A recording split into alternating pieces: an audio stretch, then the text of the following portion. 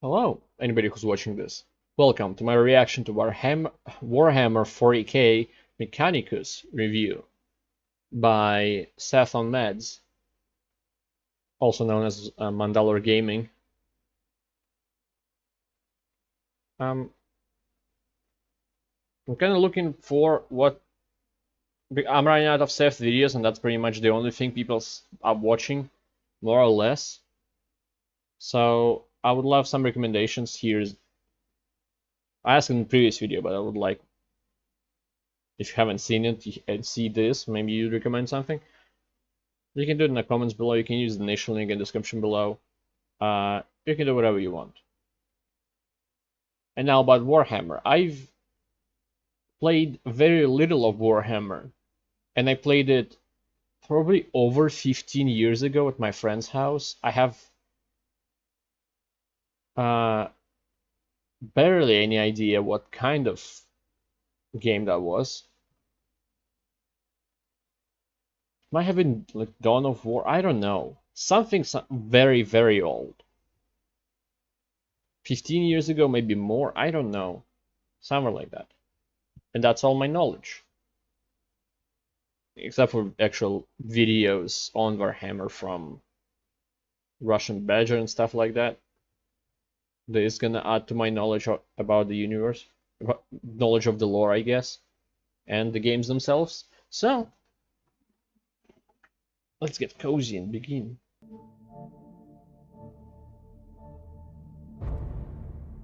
Oh.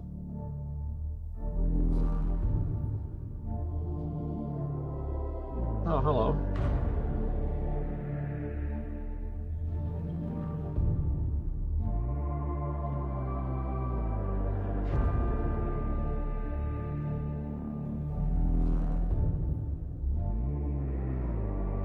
Oh.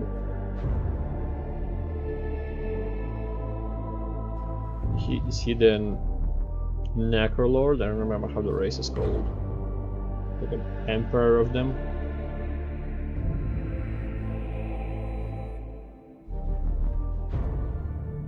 I'm waiting for him to start talking so I can adjust the volume properly.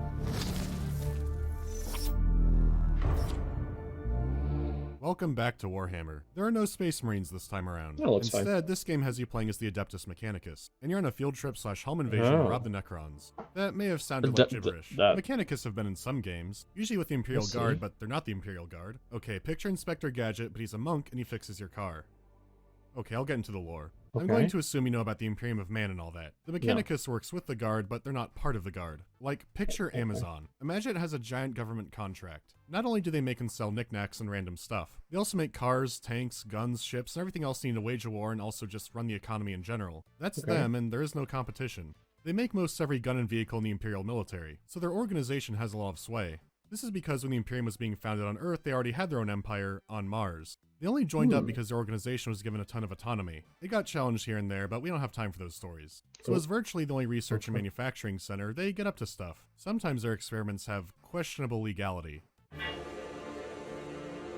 No, they don't get bothered much. Let's say some smug commissar tries to tell on them for, say, making an AI. Well, they can just say, it's not an AI, there's a human brain in there. How do you know? I promise. Even if you manage to get them in trouble, they might start having manufacturing issues, and then they can't send you vehicles and weapons anymore. Then all your men get eaten by bugs or demons or something, because this won't work without this. Okay, simple enough. Now, most of the best stuff is hoarded by the AdMech's private army. They're always looking to recover old technology or discover new ones. And there happens to be an ancient alien race with hyper-advanced technology and entire tombs of it. These are the Necrons. So what is a Necron? Well, they're Terminators in space who hate all life. At least they used to be. Now they have different dynasties and agendas, and they're basically undead space Egyptians. So that's fresh. Okay. Necrons have fancy things. The AdMech wants basically undead space Egyptians. So that's fresh. If you call this a kingdom, I swear by Petra that I will kill myself right here.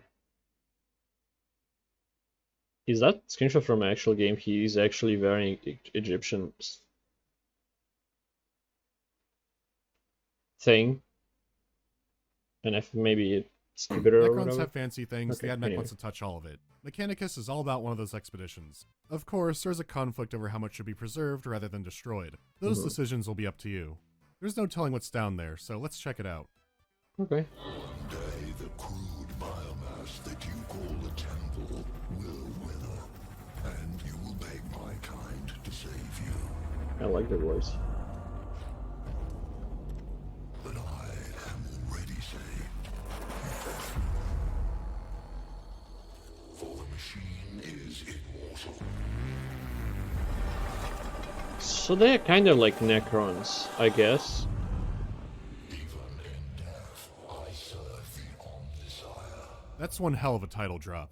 Yeah? For starters, this is a turn-based tactical game. There are many levels and mechanics of fighting the Necrons, but we'll hold off on all of that for now. Let's begin with the Is okay, wait, no. I thought it's like most of Warhammer, but I'm trying to remember if Warhammer mostly is in RTS. And also it looks more like XCOM than Warhammer that I visuals. The game is sold at half the price of a think AAA of. game, and it looks the part. If you've played other That games pops up in in the my head genre, when the I think of texture work and Warhammer. detail in the environment isn't going to be the best thing you've ever seen. There's also a depth of field effect on zooming, which I would like if you could adjust it. I actually like the effect when it's subtle, but it's very aggressive here, and there's no option for it, so having one Okay. would be ideal. I'd still say this game is punching above its weight when it comes to the budget. The use of fog, shadows, light, and reflections do help make up for the shortcomings. Yeah, the On a graphic looks technical nice. level, I'd still say it's good, especially for the genre. There's No, been a it few came better, out. but a lot more worse, especially when this is being carried by some fantastic art direction. What the environmental detail lacks is made up for by the character models. If anything, the relative minimalism does help accent them. Whenever I saw Tech Priest, I always wondered what all that machinery was even for. I mean, where do you start? Well, now you'll know because every class upgrade, piece of war gear, weapon, equipment, it's all modeled. You can end up with very different looking Oh. soldiers and push even further by coloring them in. That's Then you pretty throw in all cool. the troop types you can bring into a fight. They're not as customizable, but they do change visually when they upgrade. It's a nice detail to have. The look of this game is very appealing to me. I think it could be because the detailed and colorful models and a relatively bland surface reminds me a lot of the tabletop game. I mean, technically you actually are playing a tabletop game within a video game. Except when your troops die in-game, they die for real in the game. Wait, the Necrons have minis too, and you can steal them. Okay, we're getting too meta here. The 2D artwork is also great and horrific. The Necrons have some cool models too. However, the visuals aren't the real star of Mechanicus. It's the sound. What do Apple Store Jawas sound like? Computer sounds, I guess. Yeah, that's about right. Holy shit. I wasn't expecting this.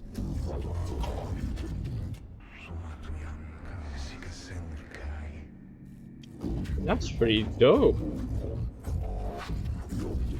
I don't know why, but it's like I don't like ASMR. I don't really care for it. But this pleases me. I enjoy for some reason these voiceovers.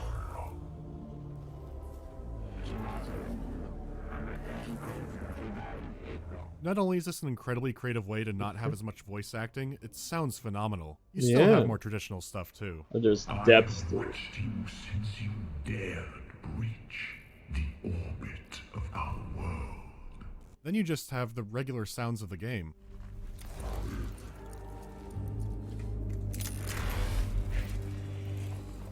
Still sounds very nice.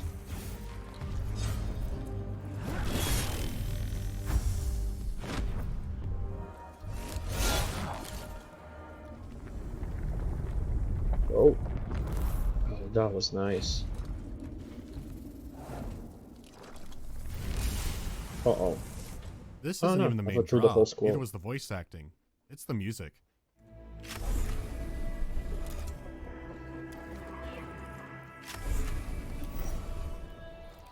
Very subtle.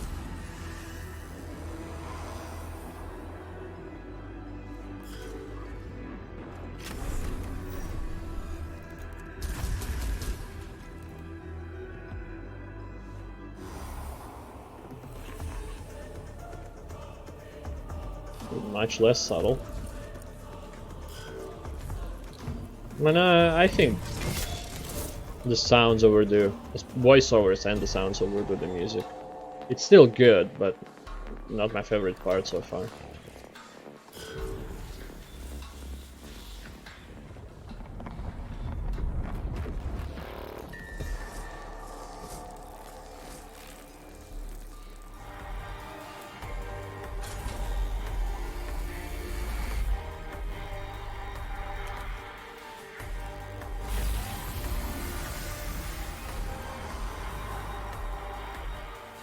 What can I say? No one told me about the soundtrack.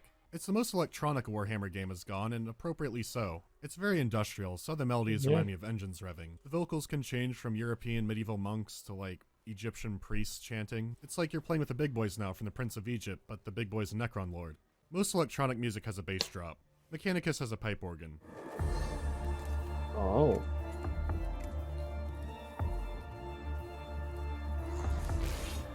It's a supremely creative soundtrack, and it's one of my favorite Warhammer OSTs now. And this is from a franchise with a lot of competition in a music genre that I'm not that into. It's just that good.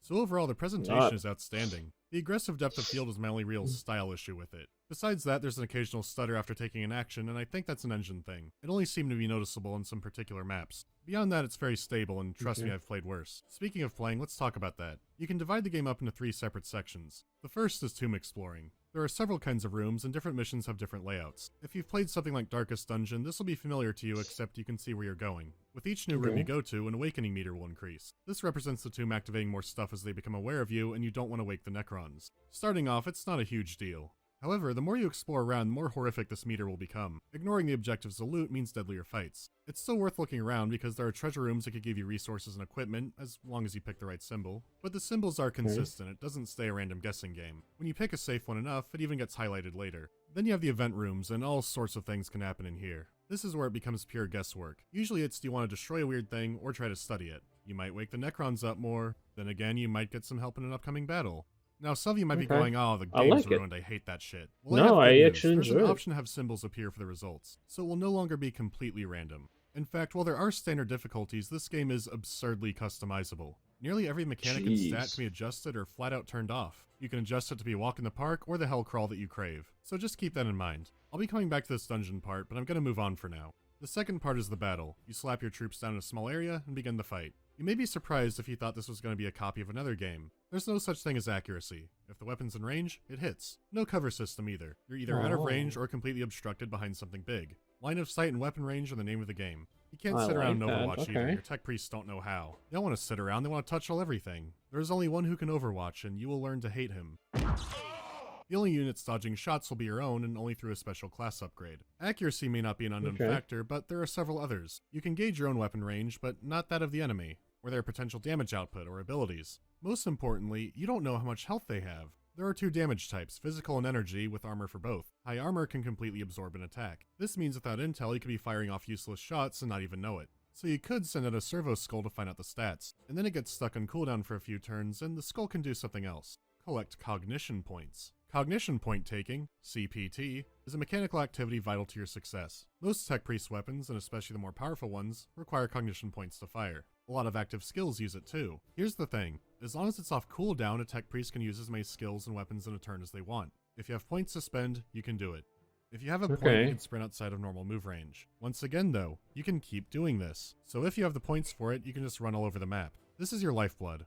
The easiest way to get it is grabbing it off map objects. These refresh when a turn phase is over. You can find special war gear to get it, you can get it through skills. As the game goes on, you find more sophisticated ways to keep that meter filled. Even defeated enemies have some on the body. So with careful strategy, you can keep that meter in balance. Instead of just shooting a robot, you can have a Radio Shack man stand next to it, so when he gets shot, he can collect the point.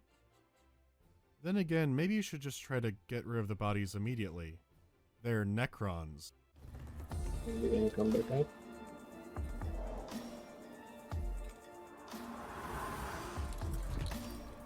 Yeah, that was a bad idea. Do you try to get points, or do you leave a dangerous body intact? You decide. Wake me up! Of course, if you crit them the first time, they're not coming back. Oh. I admit, I didn't like the system too much at first. It felt strange. But as I got more points and more equipment, I really started to appreciate it. Immediately firing off your most powerful weapon often isn't the best course to take. Carefully planning your attacks and skills will get you the best outcome. Like the dungeons, there's opportunity here as well. Remember the awakening meter? Well, it's here too and doesn't stop. Every time you go to a new turn phase, the bar fills up. In battle, there are sometimes Necron computers that you can break to reduce it, which means wasting attacks that you could have used on a Tomb King. At the same time, you can have a tech priest scan it for money. You can't do that if the computer's already blown up. Do you go for the money, or shoot at range before the meter gets higher? You have to balance all this out, and at the same time, expect the unexpected. This is a tomb. You think you have it all figured out, then suddenly a giant platform raises and you have new problems. An eye needs to be kept in the platforms that move around. There are little turret traps, the big kids' meal turret traps. Sarcophagi that spit out more angry skeletons at the worst possible time. You might make a risky power play only to find out that it was the worst possible thing you could have done. The early game can be brutal, and that's not the worst of it. Sometimes a battle will have an objective. That I think is similar to XCOM. There's an angry horde coming for you. Get all your boys to the square. So you barely make it, and surprise, now you need to wipe them out. All of them. Once again, this only happens some of the time. This is something I hated starting out, but it made more sense later. For now, I want to move on to the third part of the game so I could go back through it with proper context. Okay. This is the downtime aboard your ship when you manage your army. When you complete a mission, you get all kinds of rewards, including new equipment. There are tons of different weapons. I'm sorry to compare it to XCOM so much, but that's the only frame of reference I have. And equipment pieces. You likely won't see everyone in a single playthrough. This extends to troops and their upgrades. The currency, called Blackstone, can be used to spec out your priests. Each tree will unlock 4 pieces of special class armor, but other than that, you could equip anything on anyone. You just need enough slots to fit the equipment, and you get more as you level up. These guys can get way up there too. They could multi-class right from the get-go. The other use of cash is to take regular troops with you on missions. Your basic servitors will be free, but more advanced troops will start costing. You have unlimited troops in storage, so if you do plan permadeath, only priests don't come back if they die. That hurts a lot, but you can throw more troops at him. You can build around this. One of the classes is all about buffing lesser soldiers. As for the missions, you choose which ones you do and when. Mechanicus has multiple endings based on what you do or don't do. Be careful. This is also how you get most of your equipment, and it is semi-random in each playthrough. The Mechanicus has many needs, but you may not be able to fill them all. Oh right, that awakening meter is global. The more each tomb wakes up, the more the whole damn planet wakes up. You don't want that, so taking optional fights to reduce the awakening may be worth your time. There are many more smaller mechanics to this game, but those are the important ones for context. Now that you have that, I can go back through it and not sound like I'm speaking hieroglyphics. Okay, let's go again. So you get your cohort all picked out for a mission. You also pick your canicles, your once per mission powers, but I won't get into those. We're back to the dungeon. Overall, I think this part is good. Exploration is risky, but also very rewarding. Finding a powerful weapon or special piece of equipment is just as permanent as having an awakening meter go up. It has solid balance in that regard. I'm actually one of those people who doesn't mind the random events. I'd rather have this over the game just telling me the answer, but I do see where an improvement can be made. I wish events had the blue option. In the game FTL, you go around exploring with a crew in a spaceship, and random events pop up there too. Outcomes aren't guaranteed. Unless you have the blue option. This is always a good result. You only get them if you have a special piece of equipment or a crew member for the job. The more diverse your crew and equipment, the better chance you have for solving one of these problems. You can see where I'm going with this. With so many weapons and pieces of equipment and troop types, something like this would be perfect in Mechanicus. Maybe you only get the Purge with Flame option if you have a flamethrower. Or how about a Castellan robot in your party? That is a flamer. They're also known for their stable machine spirits. It would be a nice addition. It could also lead into a more balanced party, which I'll get into more soon. The combat in Mechanicus is great. The core to your victories will be tactical thinking, but unexpected things happen just often enough to keep it interesting. Again, the presentation is exceptional. The impact and sound of weapons, the physics of how bodies fly around, everything about it makes combat satisfying. The points and class system means you have a ton of options for playstyles. For example, the troop buff class I mentioned. Troop attacks cost no points, which is huge. The catch is that deploying them in each battle costs points. More advanced troops will cost more. So while they are effective, they require setup, which you could have been attacking with. Until you have your secular class in the field. He can call in the most dangerous units anywhere for 1 point. He can use a skull to buff troops. This man can order a firing line. You can take 2 of these guys in a squad of troops and be fine. There's also a medic class. They can heal and cleanse and wait. That claw can heal a bunch of health and anyone can put it on? If your priests are hurt at the end of a mission, it costs money to repair them, so everyone should have this. There's a skill reducing a weapon attack by 2 points, and it's right at the top. I can easily multi-class everyone into this. Now everyone can have a ridiculous AoE weapon. The first shot costs the same as a normal weapon now. The final skill of a melee class sacrifices 2 ranged weapons for that. So, axe or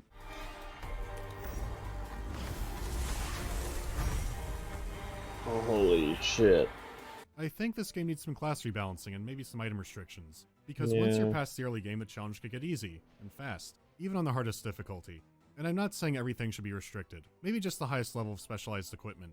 Just enough so the medic class isn't virtually useless and really situational, because everyone could be a medic who heals nearly as much. I'd love to use a pure melee class if it had some neat abilities. Maybe they could have a skill to instantly blow up a Necron computer in range but still get the money from it. Something similar to the CP scanner. Naturally, there are special options to restrict things more. Maybe they could be turned on by default in a Praise the Omnissiah difficulty or something like that. 1 part 1 priest is an interesting way to play, but I still like to multi-class. At bare minimum, I think some class things need to be rearranged, because there is great stuff here. As it is, I just find it too easy to make a god class once you know what you're doing. I did try to avoid it because I like having a varied squad. I only wish the choices seemed more natural and synergetic. As is, it feels like gimping myself. I don't know, maybe the fumes are getting to me. Maybe. The meds are wearing off. Wait. It's becoming soft. No. It's like every game is happening at once. I don't know how to... Is that Linus Tech Priest? Insects. This galaxy is infested with vermin. Moving on. Don't get me wrong, the gameplay is still tons of fun. There's a lot of joy in setting up your attacks and moves, even if you do want to make the most OP build possible. The core of the gameplay works, and it works wonderfully. It just needs some adjustment. There's also the bug, and I call it the bug because it's the only one I noticed, but boy. A few of the beam weapons claim that they cannot hit a thing in front of them, and I know it's not just me. Sometimes it won't say it's locked to a target no matter what. Sometimes it won't aim well or fire across a gap. Sometimes it will refuse to aim at all, and sometimes it's like the gun's not even on. Usually I could fix it by just moving a space, but this is a disaster waiting to happen. And by that I mean someone will start breathing really hard and typing really fast. Probably me. It never happens with the guns that can fire through walls. I'm guessing the others see objects so they shouldn't. Another issue is I think they need a few more map layouts. There are some great unique maps, but by the end you'll notice some repeating, especially if you play at the higher difficulty for more fights. And that marks the end of my big issues with the game. Looking at Sorry, I'll go back because I was thinking about the bug. Even if it's the only bug, it's quite annoying one. Not be able to shoot and having to waste... Like, if you move one space, do you waste the cognition point or whatever? I'm assuming Another issue is I think they need a few more map layouts. There are some great unique maps, but by the end you'll notice some repeating, especially if you play at the higher difficulty for more fights. And that marks the end of my big issues with the game. Looking at the footage editing this, I actually want to go play it some more, but I'll talk about the story too. It's shockingly engaging. The premise is simple, defeat the Necrons, and what should we do with them when we do? It's the exceptional dialogue writing that makes it stand out. The conflict over Pulverize or Preserve is well developed, and there are good arguments on either side. The more you learn about the Necrons, the more parallels you see. The presentation gives the sense of weight to everything. Like, what happens here will have gigantic ramifications. It's rare to see this scale of importance in the big picture when it comes to a 40k game, but here it is. And it's being delivered by really engaging dialogue.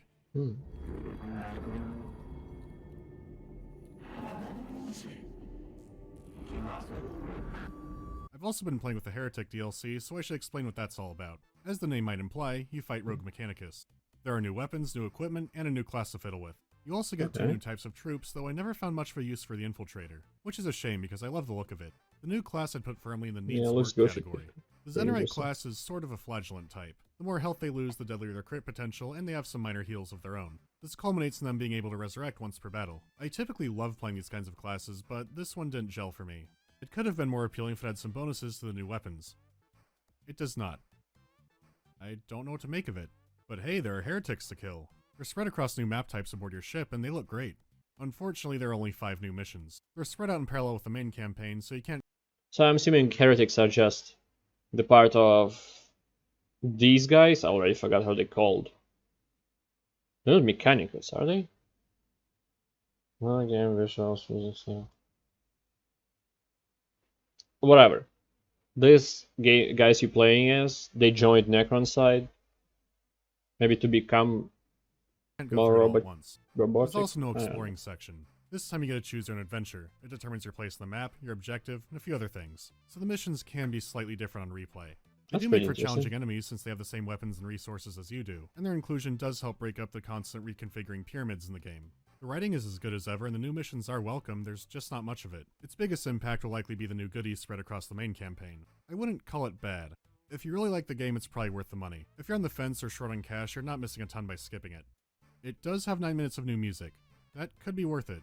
Okay, let's wrap this up. Despite its flaws, this is a fantastic big music guy, game. I see. It's in my top 3 40k games for sure. It introduces the setting well and is a good candidate for someone's first 40k game. I highly recommend it if you like the genre. There could be something here for you even if you don't. The devs have added things like free missions, and the game is coming to consoles soon, so I suspect there will be more to come from Mechanicus. Personally, I'd love to see the new ship tile sets used for a base ship defense mission set. I didn't mention the other game, I'm not starting now. Speaking of meters, this video has a timer on it. Inspired by a friend, I contacted the Polish Information Network to send a message to the devs. If it worked, the game should be more than half off on GOG from the link in the pinned comment. If not, well, would only be for a few days anyways. Regardless of what you have it on, I do have a request. If you have it on Steam or some platform with a review system, and you liked it, go ahead and leave a positive review. I never asked for that, so why would I? As you may know, in the past few years there have been some stinky, borderline cash grab 40k games. It was to the point that I think the brand is tainted when it comes to video games now. The reviews let others like me who passed this by for so long know. This one isn't a dumpster fire. This one is good. Check it out. I'll see you next time for the fantasy game. Summon the Elector Counts! The animation was pretty pretty cool in the beginning. What's the salmon in the end?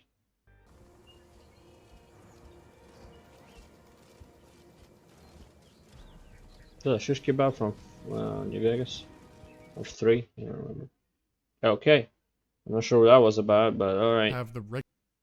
So, this is very interesting. I like turn-based games, I like XCOM, and the fact that you can't miss is welcomed. But that one bug is, oh.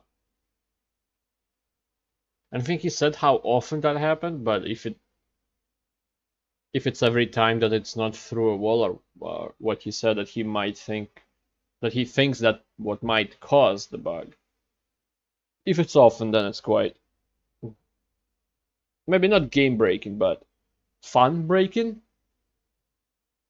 where you have to adjust the position, not because you in a peril, not because not because you want to, not because you need to, but because you must, because game doesn't handle the opposition right now well.